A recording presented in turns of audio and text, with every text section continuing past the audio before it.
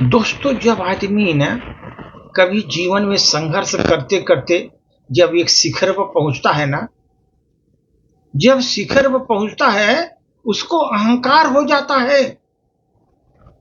उस शिखर पर मैंने खुद पहुंचा। कोई पूछेगा कैसे आप वहां पहुंचे, बोलेगा मैं खुद ही पहुंचा, अपनी मेहनत के बल पर पहुंचा। दोस्त, वहां पर अपने शिखर पर पहुंचते पहुंचते उसको अभिमान हो जाता है दोस्त,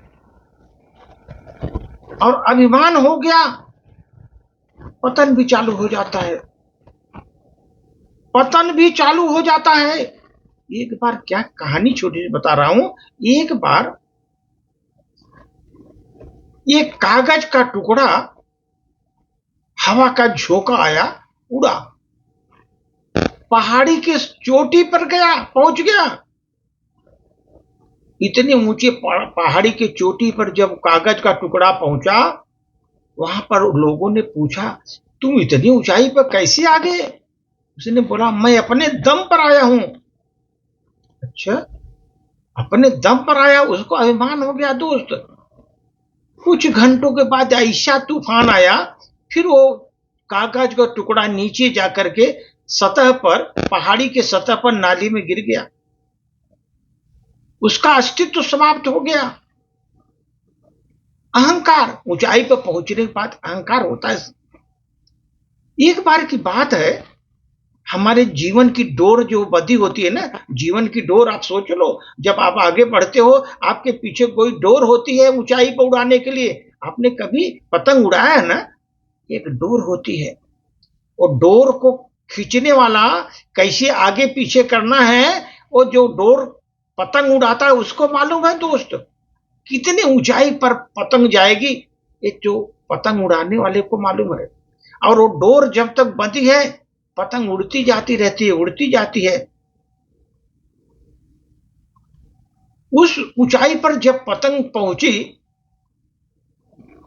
तो पतंग पहुंचने के बाद उसने लगा कि अरे ये जो धागा लगा हुआ है, हमको बांधा हुआ है, ये सबसे बड़ा अवरोध पैदा कर रहा है जीवन में। नहीं तो हम आकाश में कहां पहुंच जाती। पतंग सोच रहा था ये जो डोर लगे, धागा लगा है ना, ये हमारे लिए बहुत प्रॉब्लम क्रिएट कर रही है और हमको ऊंचाई पर नहीं जाने दे रही है। दुश्मन है वो डोर हमारा। पतंग ने सोचा दोस्त, पतंग ने सोचा, बाद में सोचा कर एक अगर पतंग ये डोर किसी तरह टूट जाए, मैं तो इतनी ऊंची उड़ान उड़ूं कि आकाश की ऊंचाइयों पर जाकर बैठूं। ऐसा सोचने लगी जो है पतंग। जब पतंग को घमंड हो गया तो अचानक डोर टूट गई। वो डोर, उसकी जो डोरी लगी थी, रस्सी टूट गई उसकी। कुछ क्षण के लिए तो थोड़ा ऊपर गई,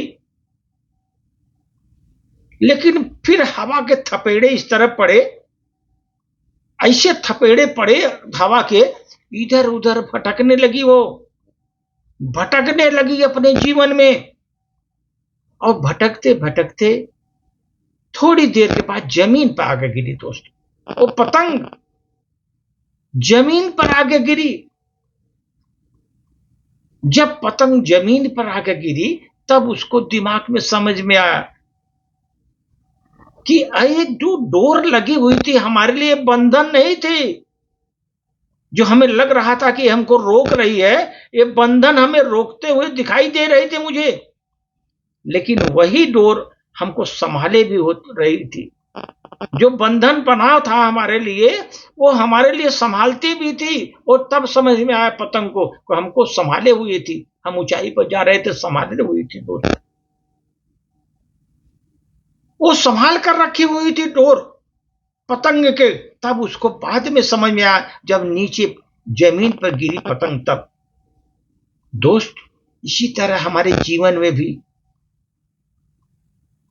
ये माता पिता के अनुभव का एक सीख है दोस्त।